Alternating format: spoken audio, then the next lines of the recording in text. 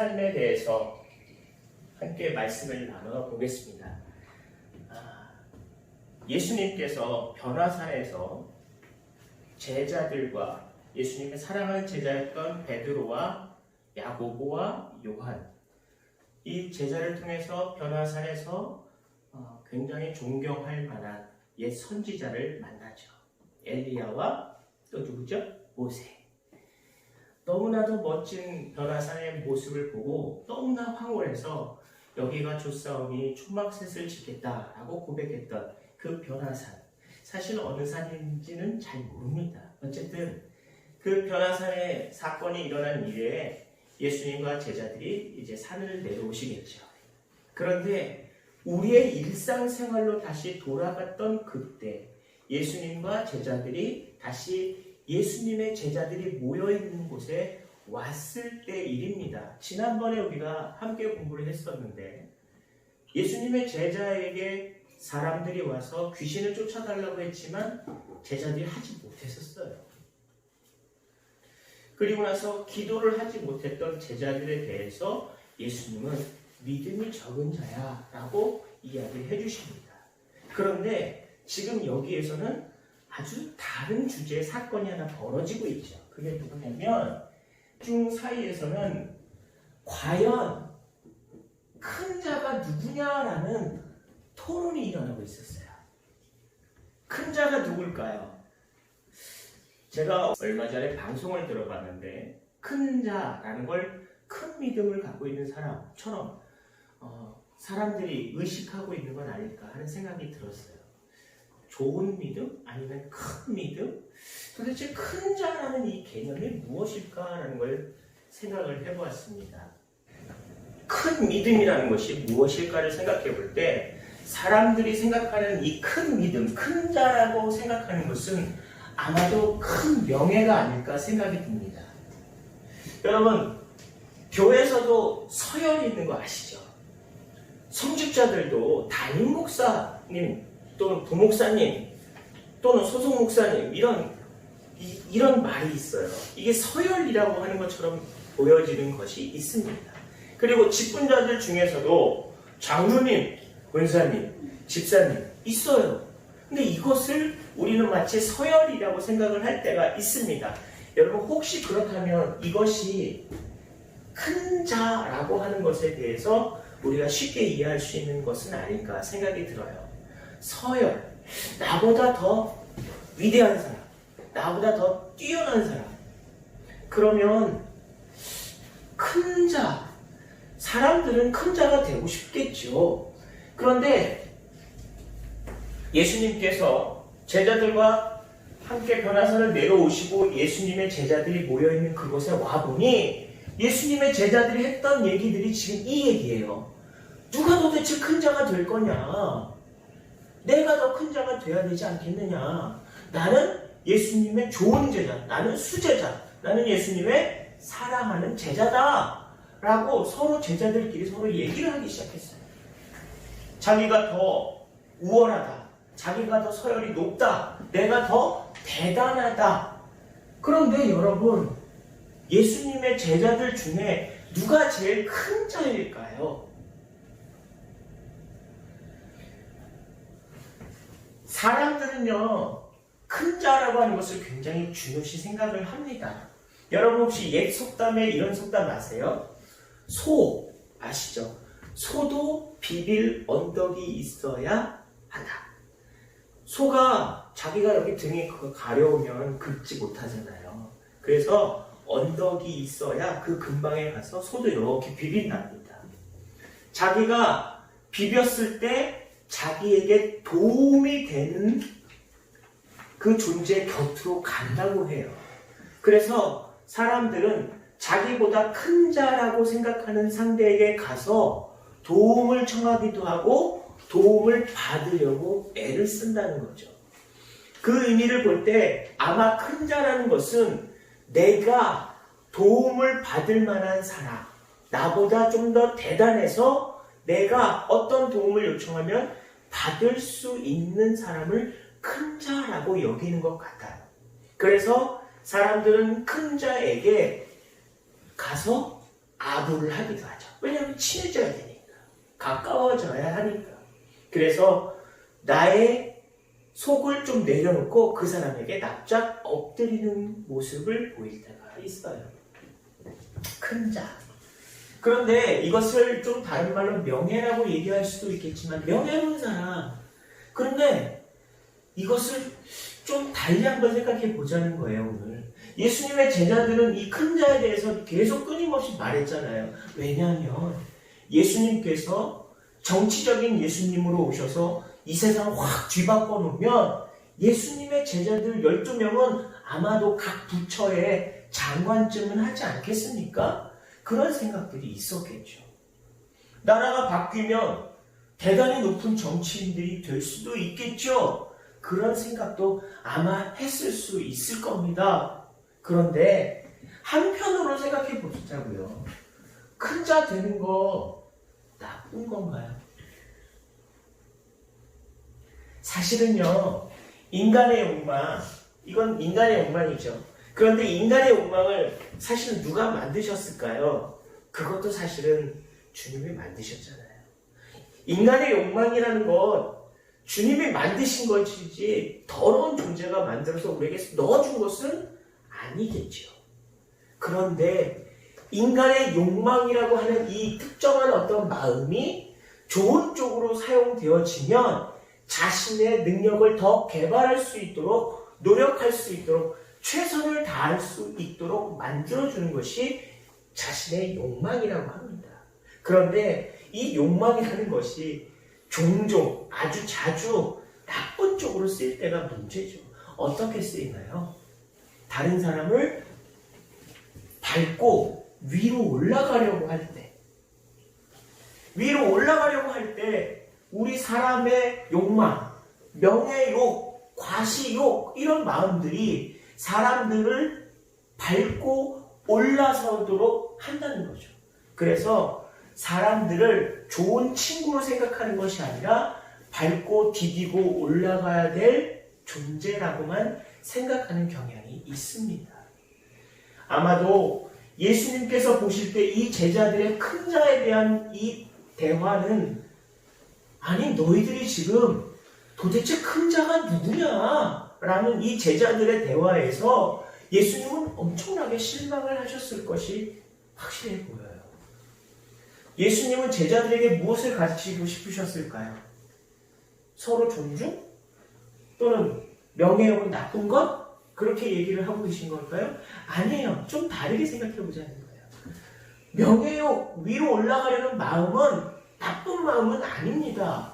자신의 게으름과 자신의 나쁜 마음을 이겨낼 수 있도록 자기를 발전시킬 수 있는 좋은 요소도 가지고는 있어요. 하지만 지금 제자들이 싸우면서 했던 것, 내가 당신보다 위에 사람이 되고 내가 당신보다 큰 자가 되리라 라고 대립했던 이 상황에 대해서 예수님은 안타까워하신 겁니다. 여러분은 어떻게 생각하세요? 여러분들 주변에도 큰 자가 있습니까? 여러분이 비벼서 좀 도움을 받을 만한 그런 사람을 여러분도 찾고 계시냐 이거예요. 내가 좀만 더 노력해서 그 사람에게 뭔가 얻어내고 싶고, 내가 좀만 노력해서 좀 힘있는 그 사람과 친해 보려고 하는 노력은 우리는 혹시 안 했는지 한번 생각을 해보십시다. 하지만 예수님은 다시 한번 얘기합니다. 첫째가 되고자 하면 끝째가 된다고. 마지막이 된다고. 정말 마지막이 되려고 하는 그 사람이 마지막에는 큰 자가 된다라고 말씀을 하세요. 세상의 이치로는 이해할 수도 없고 이게 합리적이라고 보여지지도 않는 부분입니다. 아니 어차피 열심히 노력해서 큰 자가 됐어. 힘 있는 사람이, 능력이 있는 사람이 되었어. 그러면 많은 사람들의 존경을 받아야 될 거 아니에요? 그런데 예수님은 그렇게 말씀하시지 않습니다. 바로 예수님의 제자들은 어떤 사람들이었나요? 예수님과 함께 예수님의 기적을 봤던 사람들이에요. 예수님의 기적을 보았던 예수님의 제자들은 바로 예수님이 뭔가 대단한 것을 보여주면서 야, 나 잘했지? 나 대단하지? 사람들은 나를 존경해야 해 라고 요구하신 것이 아닌 것을 보았어요. 예수님은 사랑과 배려의 마음, 그리고 정말 중요한 것은 온 인류를 구원으로 인도하고자 하는 그 간절한 마음이 예수님에게는 있으셨다는 거죠. 그 마음을 제자들은 보면서 지냈어요. 예수님의 제자들이 지금까지 본 것은 정치적으로 왕이 되고자 하는 예수님의 모습을 본 것은 아니었단 말이죠. 예수님의 모습은 진정 사람들을 진실되게 사랑했던 그분을 본 거예요. 그래서 예수님이 제자들에게 얘기했던 것은 큰 자, 세상 사람들이 말하는 정치적인 대단한 사람을 말하는 것이 아니라 사람들을 품을 수 있는 예수님, 사람들을 내 정성을 다해서 진실로 사랑할 줄 아는 분으로서 예수님을 보기 원하셨다는 거죠. 그래서 제자들이 봤던 큰 자와 주님이 보신 큰 자는 다른 의미였어요. 첫째, 너희들이 생각하는 권력에 있어서 세상적인 욕망에 있어서의 첫째가 되고자 하는 사람은 끝이 될 수밖에 없다. 그러나 예수님께서 말씀하신 마지막이 되려고 했던 그 사람, 끝까지 겸손하고 내가 도움을 받으려고 다가간 사람이 아니라 내가 오히려 반대로 도와주려고 다가갔을 때 나는 미약한 마지막 사람입니다. 당신을 위해 내가 섬겨드리겠습니다. 라고 했을 때 그 사람은 큰 자가 되어진다라는 예수님의 가르침을 우리는 다시 한번 기억해야 할 것입니다. 1910년에 유고슬라비아에 한 인물이 태어나죠. 원래 이름은 아그네스. 이분은 아주 가난한 한 시골의 딸로 태어납니다. 너무 가난했고 많은 외침에 의해서 전쟁의 한복판에서 살아왔던 인물입니다. 14살에 처음으로 수녀가 되겠다고 부모님한테 말씀을 했는데 반대했다고 해요. 끊임없이 수녀가 되겠다고 얘기해서 어린 나이인 18살에 수녀가 되도록 허락을 받습니다. 그리고 아일랜드라고 하는 곳에 가서 수녀원에 들어가죠. 그리고 그 수녀원은 영국 식민지였기 때문에 영국의 다른 식민지였던 인도라고 하는 곳에 이 수녀들은 파송이 되어져요. 근데 사실 이 수녀들의 역할이 있었습니다. 뭐냐면 이 영국 식민지였던 곳에서 수녀회로 훈련을 받았던 수녀이고 영국 식민지 중에 하나였던 인도로 파송이 되는데 인도에 살고 있는 정치인들 중에 영국에서 가서 인도를 정치하고 있는 영국인들의 딸들을 과외 공부를 시키기 위해서 이 인도에 파견이 되어져요. 사실은 굉장히 정치적인 어떤 이슈로 가는 거죠.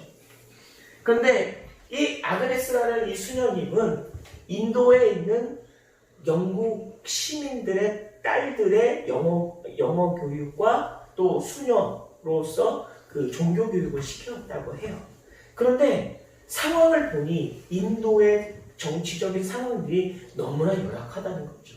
경제적으로도 너무나도 어려운 상황에 살고 있었어요. 그래서 이 아그네스 수녀는 수녀회에 공식적으로 요청을 해요. 어떤 요청을 하냐면 자기는 수녀회에 있고자 함이 아니요 인도에 그냥 이 길거리에 사람들과 함께 살고 싶다라고 요청을 해요. 허락하지 않죠. 왜냐하면 수녀분들은 정치적인 것에 개입하지 않잖아요. 그렇죠?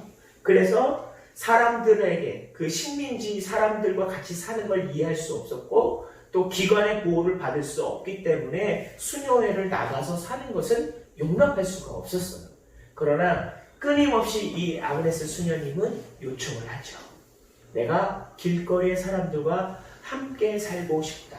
그래서 결국에 2년 동안의 끈질긴 노력에 의해서 인도 캘커타라고 하는 거리에 나가서 살게 됩니다. 수녀이지만 수녀회 밖에서 사시는 분은 정말 획기적인 일이죠. 수녀회를 이제 다시 조직을 해요. 지금까지 교육을 받았던 학생들이 그 수녀님 주변으로 모이면서 제자들이 함께 이 수녀회에서 활동을 하기 시작을 합니다. 이분은 1997년에 돌아가시기 직전까지도 인도의 아주 빈민거리인 이 킬커타 거리에서 살았다고 하세요. 그리고 이분이 그 노벨 평화상을 받던 그때에도 평화상을 받는 수상 소감도 내가 이 시상금을 받으면 몇 개의 빵을 살 수 있을까요? 라는 말로 소감을 발표를 했다고 합니다. 심지어는 수상 이후에 그 연회를 벌였던 그 자리에서 이 연회에 자기는 참여하지 않으니 가난한 사람들을 돕는 곳에 여러분의 힘을 쏟아 주십시오라는 부탁까지도 했다고 하죠. 저는 이 테레사 수녀님을 성김을 보면서 이것이 참 영예로운 삶이 아닌가 이런 생각을 해봅니다. 우리가 뭔가 힘으로, 정치적으로, 권력으로, 때로는 우리의 욕망으로 우리의 자리를 크게 만들고 싶어하는 그런 욕구 때문에 우리는 얼마나 많은 사람들을 밟고 올라가려 했었습니까? 그러나 사람들은 그렇게 했지만 이분은 그러지 않았다는 것을 우리는 한번 살펴봐야 합니다. 그가 돌아가셨을 때 인도의 많은 사람들은 그를 국장으로 장례를 치렀다고 하죠. 영예로운 삶이라는 것은 결국 예수님께서 무엇이라고 설명을 했냐면 사람들이 강요가 아니라 스스로 봤을 때, 스스로 생각을 할 때 그분을 존경할 만한 분이었는가, 과연 그런 사람이었는가가 영예로운 삶입니다.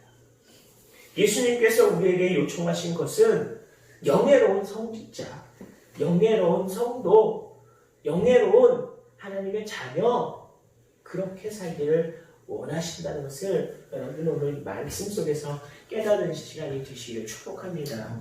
그런데 예수님 또 다른 인물을 세우셨어요. 그게 누구냐면 아이예요. 어린 아이를 예수님이 딱 세우시면서 제자들에게 설명을 하세요. 이 어린아이를 보십시오. 이 어린아이를 섬기는 것이 나를 섬기는 것입니다. 여러분 아시죠? 중동 지방에서, 당시 이스라엘도 포함이에요. 이 중동 지방에서 여자와 어린 아이는 숫자 3명이면서 사람 수로 셌을까요? 다시 한번 생각해 보십시다. 오병이었대 장정만 5,000명이라고 했던 성경 기록을 기억하시나요? 당시 이 시대에는 여자는, 어린아이는 존중받는 인물은 아니었다는 거죠. 사람들의 사이 중에서 그냥 경시되던 사람들이었어요. 예수님이 제자들에게 이 아이를 데려다 놓고 하신 말씀은 제자들이 생각할 때 사람들이 경시하고 존중하지 않는 것 같은 이 어린아이, 바로 그 아이를 딱 세우시고 예수님이 하신 말씀은 이 아이를 섬기는 것이 나를 섬기는 것이요, 나를 섬기는 것이 나를 보내신 여호와를 섬기는 자다. 아멘이십니까? 예수님께서 제자에게 했던 얘기는 이 어린 아이를 섬길 줄 아는 이가 되어라 라는 말씀인 줄 믿습니다. 때로는 우리들은 어린 아이들에 대해서 굉장히 폄하하는 발언도 많이 해요. 사실 저도 고백합니다. 종종 저희 아이들이 말을 들을 때, 말을 듣지 않을 때는 소리도 지르기도 하고요. 아이들의 의견을 묵살할 때도 많아요. 그런데 예수님은 늘 우리에게 말씀하시잖아요. 이 어린아이와 같은 작고 평범하고 지혜가 부족할 것 같고 내가 가르쳐줘야 되고 내가 보호해줘야 될 것 같은 이 아이, 그러나 예수님은 이 아이도 돌봄을 받아야 되는 이 아이도 내가 존경하고 내가 사랑으로 품어야 될 대상이다. 이 아이를 섬기는 이가 예수님을 섬기는 자다라고 말씀해 주셨잖아요. 아무도 이 연약해 보이는 갓난아기가, 아무도 이 불쌍해 보이는 어린 아이가, 아무도 힘없어 보이는 이 연약한 아이가 미래 나라를 이끌 수 있는 리더가 될 거라는 사실을 아무도 모르잖아요.